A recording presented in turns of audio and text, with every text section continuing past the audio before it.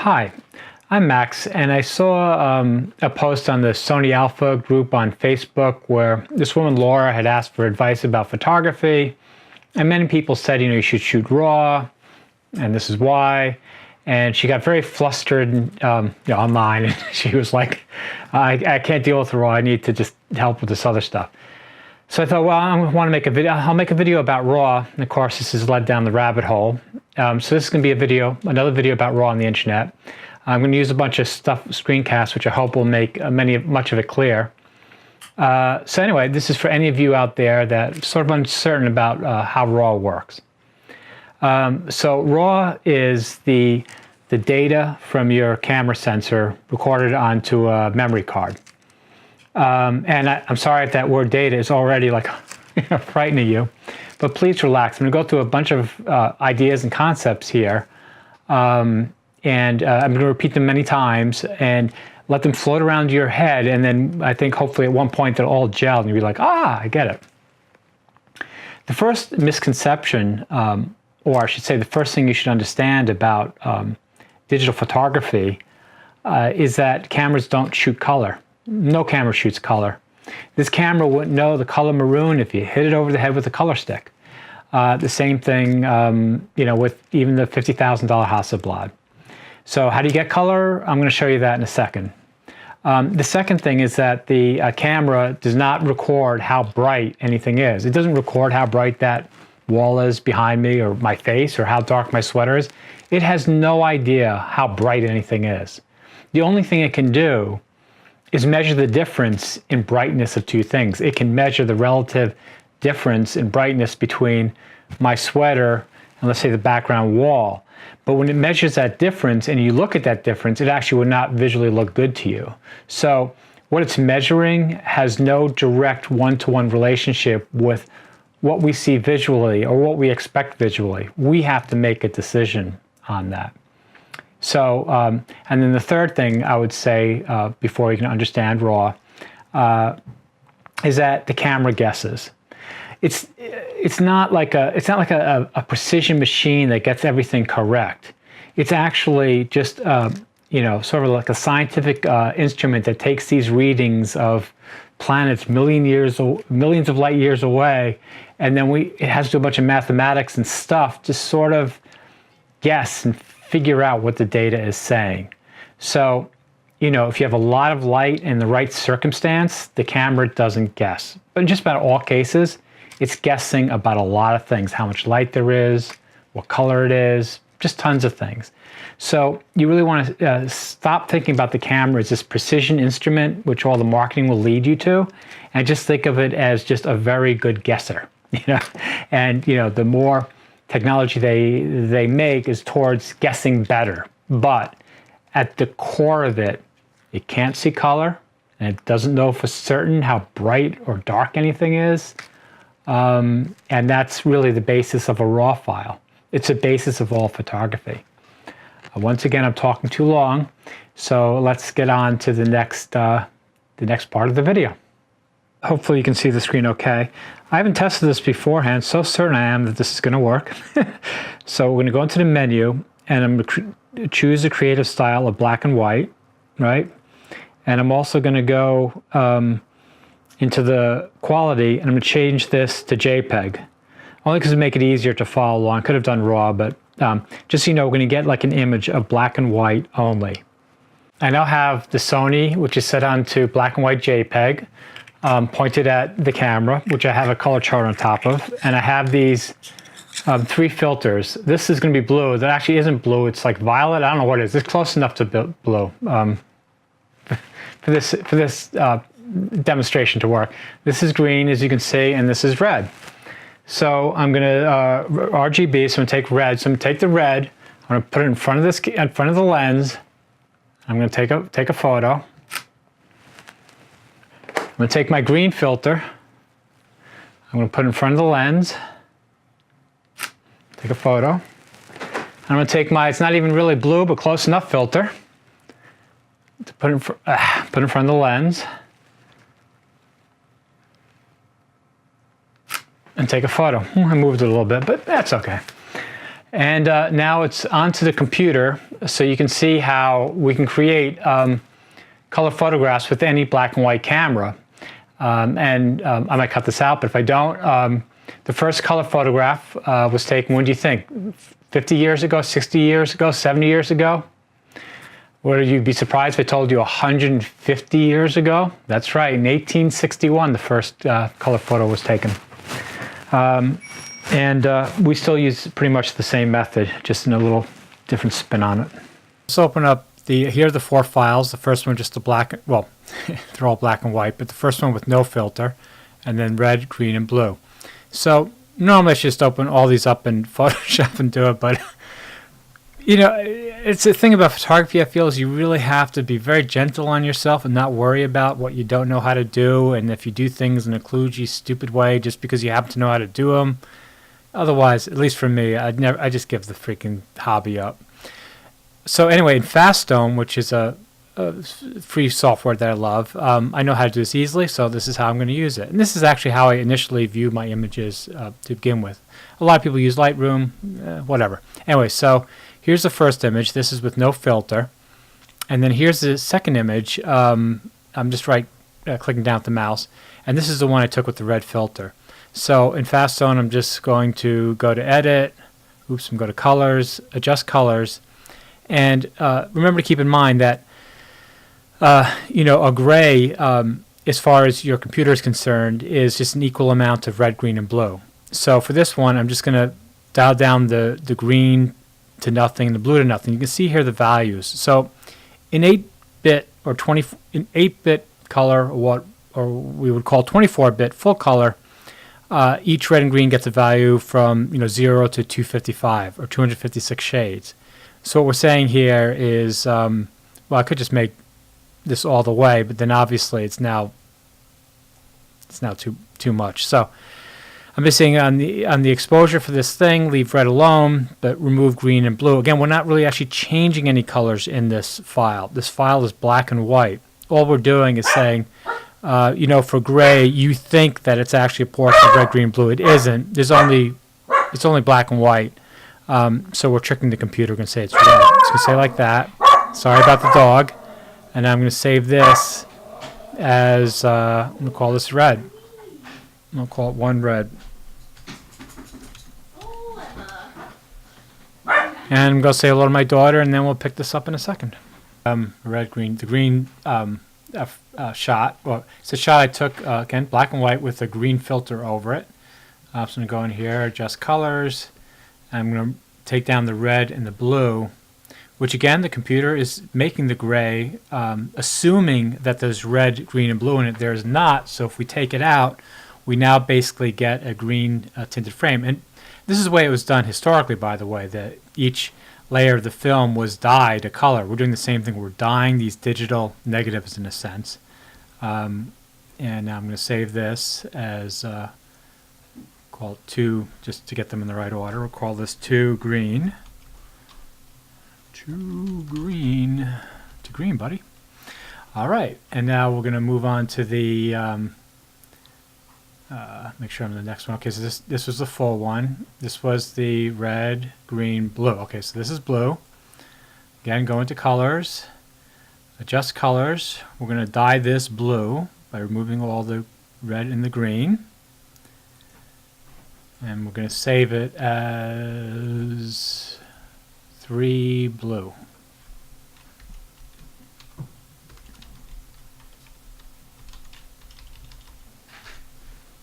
Oops, I didn't mean 3 plus, I meant 3 blue. Okay, so this is done.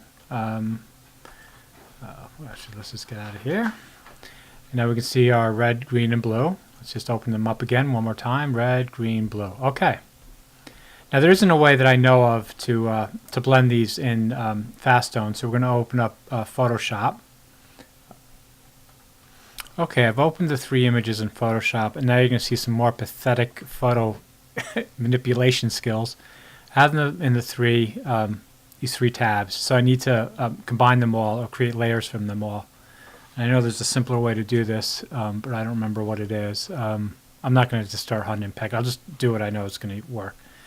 So I'm going to go in here, I'm going to do Control A, and I'm going to do copy, and then I'll go to the red image, and I'll just do right click. Oops, no, I'll go edit, paste special, paste in place. I think that'll work. Yes. So now here's a layer, and the background is red. I'm going to go to blue and do the same thing. Control A to select all. Then I'm going to do copy. Then we'll go back to the red, and I'm just going, oops. That's me. I'll keep doing the same stupid thing again. Just do paste in place. Now I'm going to save this whole thing as full color, just so we don't, well, just in case we want to come back to it later. Okay, so we have our 3 layers. Here's a background red, and here's green, and here's blue. And I'm going to use the simplest thing. So obviously we need to see through each layer. So on the blue layer, there's an opacity thing here. So I'm just going to dial that down to like 33%. And then on the green layer, same thing, there's an opacity. And I'm going to put it down to 33%. Okay? And then I'm going to take the whole thing. Actually, let's just merge all. No, I won't do merge. And now I'm going to take the brightness and contrast. I'm going to bring it all, bring up the brightness a bunch.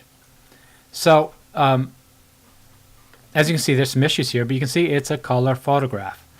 And this is how all cameras create color photographs, by using a spin on this method, by taking some red data and some green data and combining them all to create a color photograph. Also, by the way, you can use this method to have a lot of fun. You can see this has sort of like a cool look.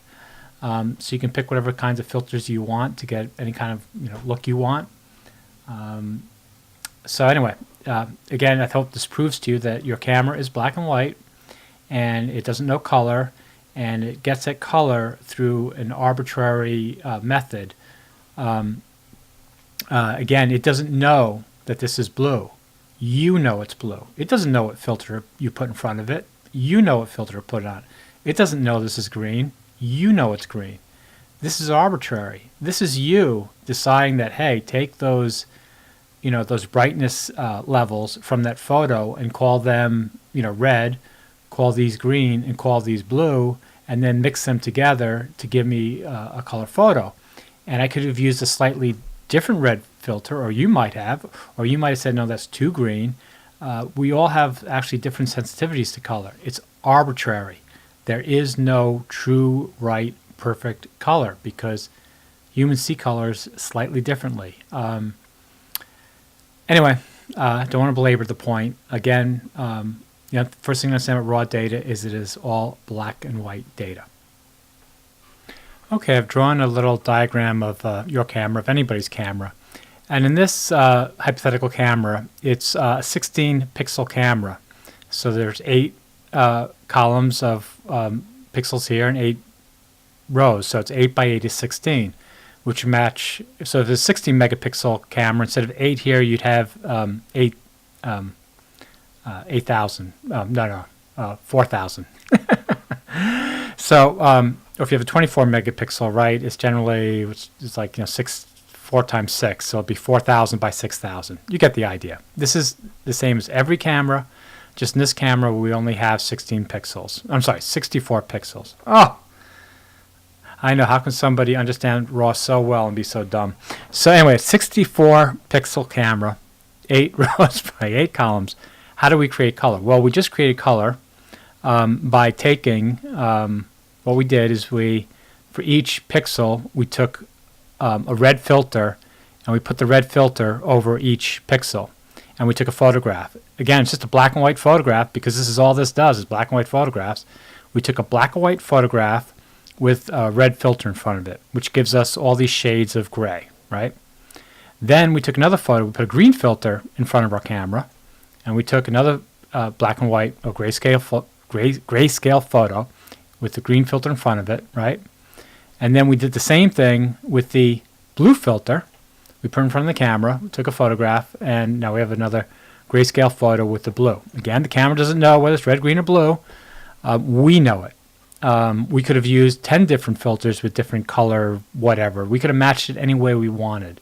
This is, how we did it. So the problem with the reason this method isn't used in photography today is it takes a lot of time to put the filter in front of the camera, right?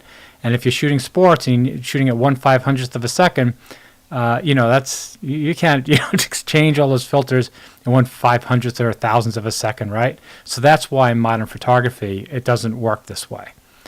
So we have a little spin on it, and this is where a lot of people get confused. Well, anyway, you've probably heard of the Bayer sensor or debayering, and now you can understand. So this guy, Bryce Bayer, back in the 70s at Kodak, came up with this idea. And, oops.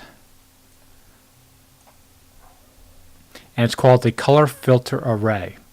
And what the idea here is, again, because we need to take the photograph in an instant of a second, is instead of putting changing over red, green, and blue, we'll put red on some pixels, blue on others, and green on the others. So since it's a grid pattern, we have to double up on one color, or I guess we could make a slightly different color, but for whatever reason, because humans are more sensitive to actual changes in brightness, they don't really, sort of doesn't make a difference what the color is, and we're very susceptible to green, they use green. This is all very arbitrary. It doesn't have to be this way, and Fuji has a slightly different take on it, and Foveon and Sigma even completely other. So just, again, understand it. It does not have to be this way, and this is the kludge of all kludges. This is really stupid, and it has a lot of drawbacks and a lot of things that actually make photos pretty crappy. So don't feel bad if you don't understand how this crappy method works. All right, so in the color filter array, we alternate the colors in each pixel. And so how do we get a full color photograph? Well, we tell the computer software, hey, take this blue and make all the pixels blue using this value. So for this value, make this pixel, give this pixel this blue value.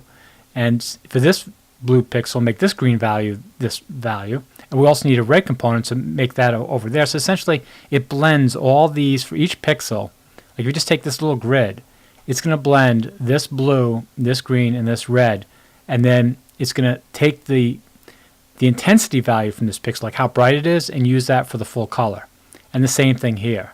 So each pixel, in a sense, gets a full brightness value for that color, but it borrows colors. It borrows 66% of the colors from the pixels next to it.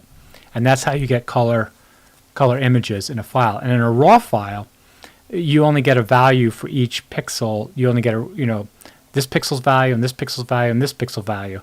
And it's just one value. Again, it's a grayscale value. It's a black and white value. And the camera knows it put a blue pixel. So the camera is going to make up this photo based on this knowledge of what filter is over each pixel. I hope I mentioned that. These are actually little lenses on the sensor. Little blue lenses and green lenses and red lenses. And the camera will take that and then composite a color photo. But the actual raw is just this data right here. It's just a single color value for each one. I said before that this is a crappy method. What I really meant to say is that it's fascinating that scientists can't come up with a material that can read color, but they can't. Physicists or inventors or whatever, we've never been able to design any material that can sort of read color efficiently and well. So we have to use this kludge.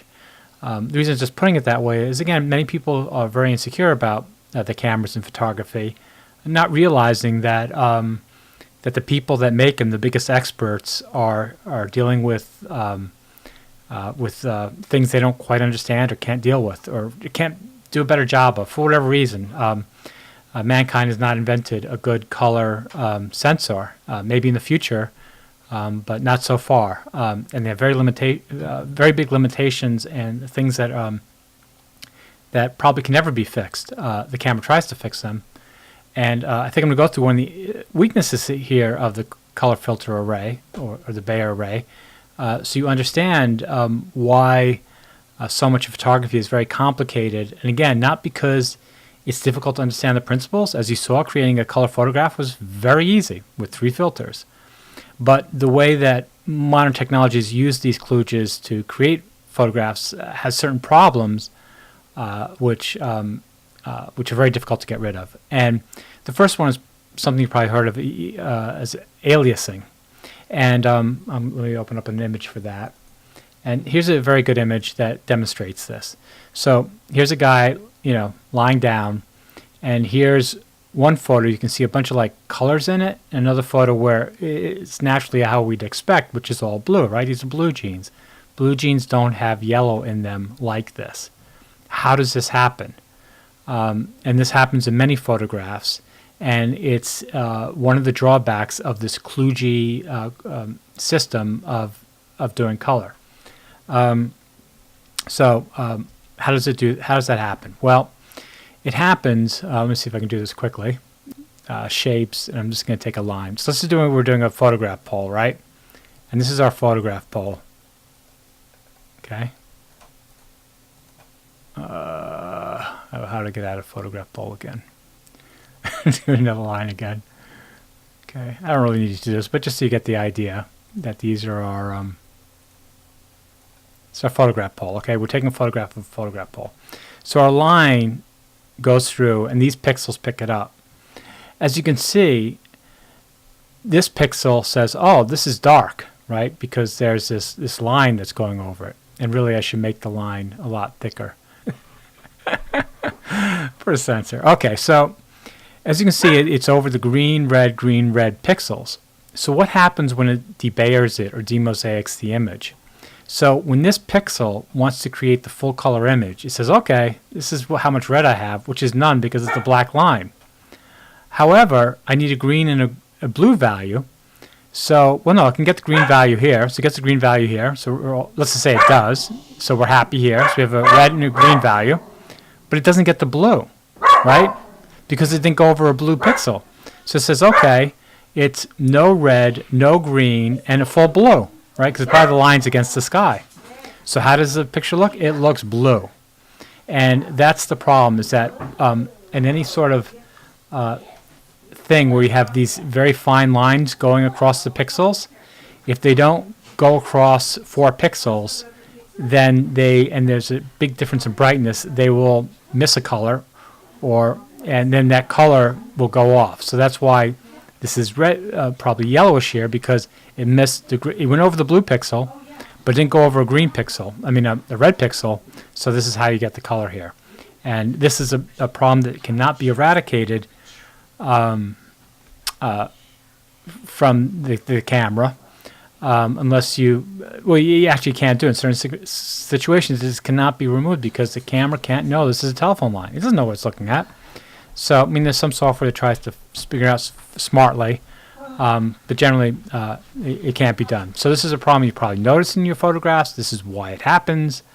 And this is why, again, don't feel embarrassed if you don't really understand RAW, because it's a kludge, and the methods used to try and correct it are very complicated. So there you go. So really, what you'd want to do is you want to shoot enough resolution that you make sure that any line is going to go over all the pixels, and that way you get a full color thing for each sort of line in your photograph. Well, I've went 25 minutes on this video, and I've barely scratched the surface of raw data. But what I've really wanted to do is give anybody that's insecure about this stuff more of a sense of feeling of not being insecure, because the difficulties really of digital photography and raw files is not in how they work, but really how they don't work, how they have to find these workarounds to problems that no scientist has found a material that can see the color of light. Those pixels can't see color of light. And they can't know for certain how bright a certain light is. All they can do is, you expose them to photons, and the photons create this electricity, and this little computer reads electricity and says, okay, it's this much, but it can't be sure what that means, because remember, you stop the lens down, right? You can use your shutter and you can use the aperture to increase or decrease the amount of light hitting the sensor, either through time or through size. So the sensor actually doesn't know how much light that is. Everything is relative, and maybe that's the thing to think about. It's all relative, and to keep in mind that when the manufacturer puts those filters over the sensor, there's no some scientific truth that this is red. It's only red because it looks red to us biologically. And this is why that you hear many people talking about Canon has different color science over Nikon. You know what that color science is an aphorism for? Just Nikon sees colors this way, and some guy at Canon sees it, or a woman sees it another way. They just see it differently. They just judge it differently. It's not science. It's opinion. It really should be called Canon color opinion and Nikon color opinion. I hope that makes you feel better too. It's all arbitrary. It's all about getting an image that looks good to us. But what's recorded with the camera is just a bunch of measurements that, again, that science cannot connect that with what we perceive as absolute red. Now, it can do tests with people and figure out what people think are red. And it's not like there's no science behind this. There's a ton of science.